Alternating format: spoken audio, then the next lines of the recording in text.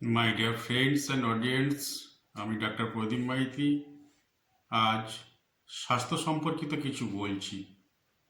আপনারা প্রত্যহ সকালে ঘুম থেকে উঠে ব্রাশ করার পরে 1 গ্লাস বিশুদ্ধ জল বা পানি গ্রহণ করবেন।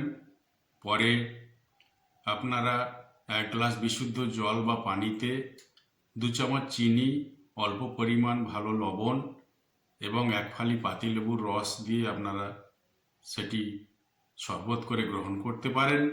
এতে শরীর ভালো থাকবে। অথবা আপনারা ছোলা ছাতু 1 গ্লাস জলে বা পানিতে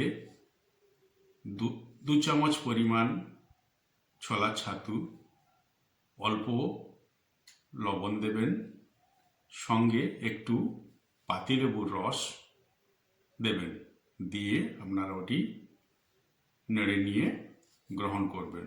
শরীর ভালো থাকবে, গ্যাস অ্যাসিডিটি কিছুটা কমবে। অথবা আপনারা প্রত্যহ ওটস কিছুটা পরিমাণ জলে সেদ্ধ করে সেটি আপনারা গ্রহণ করতে পারেন।